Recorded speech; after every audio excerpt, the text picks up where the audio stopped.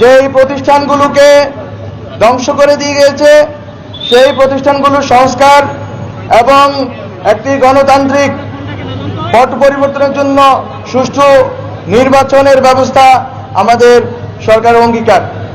আমরা মনে করি বাংলাদেশের জনগণ গত 16 বছরের কাছাকাছি সময় হাসিনার দীর্ঘ স্বৈরাচারী এবং ফ্যাসিস্ট আমলে নিপীড়িত হয়েছে, বাচ্চাদেরকে গুম করা হয়েছে, মা বোনদের ধর্ষণ করা হয়েছে, ছাত্র জনতাকে খুন করা হয়েছে, অনেক শত শত লোককে, হাজার হাজার লোককে পঙ্গু করে ফেলা হয়েছে।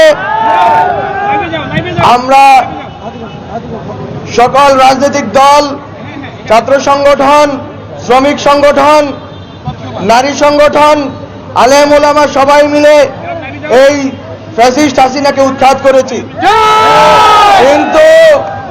কিন্তু ফ্যাসিস্ট হাসিনা যেই ব্যবস্থার উপরে দাঁড়িয়ে যেই প্রতিষ্ঠানগুলোকে কব্জা করে মানুষের উপরে গণহত্যা চালিয়েছে, নির্বিচার নিপীড়ন চালিয়েছে, লুটপাট চালিয়েছে, গুম খুন ধর্ষণ করেছে, সে সকল প্রতিষ্ঠানগুলোকে সংস্কার ব্যতীত আমরা যদি ন্যূনতম সংস্কার না করে নির্বাচন করি তাহলে এই প্রতিষ্ঠানগুলো থেকে যাবে এবং জনগণ কখনোই বৈষম্য এবং নিপীড়ন মুক্ত হতে পারবে না।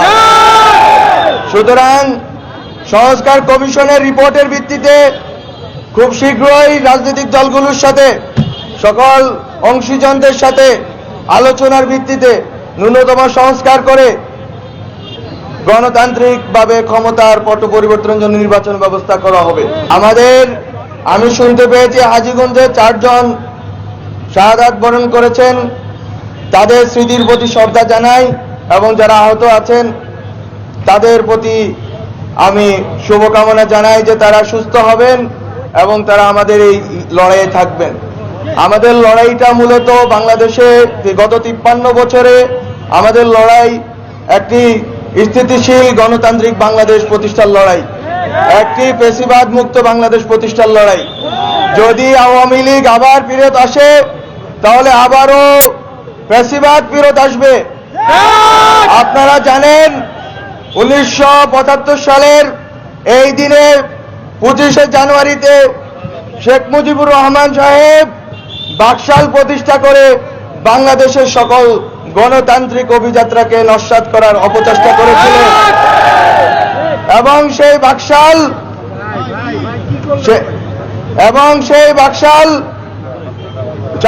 4টি বাদে অন্য সকল দৈনিক পত্রিকাগুলোকে নিষিদ্ধ করেছিল, মত প্রকাশের স্বাধীনতাকে লুণ্ঠিত করেছিল এবং নির্বিচার ওই সময়ে বাকশাল প্রতিষ্ঠার পূর্বপর অনেক বিরোধী নেতৃবৃন্দকে, কয়েক হাজার বিরোধী নেতৃবৃন্দকে শেখ মুজিবুর রহমান খুন করেছিলেন, গুম করেছিলেন। তার ওই সময়কার আওয়ামী লীগের নেতৃবৃন্দ একই স্টাইলে গুম খুন ধর্ষণ করেছিলেন। আমরা শেখ মুজিব, শেখ হাসিনার শাসন আর বাংলাদেশে চাই না। আমরা বাংলাদেশে আওয়ামী লীগের সেই ফ্যাসিবাদী ব্যবস্থা আর চাই না।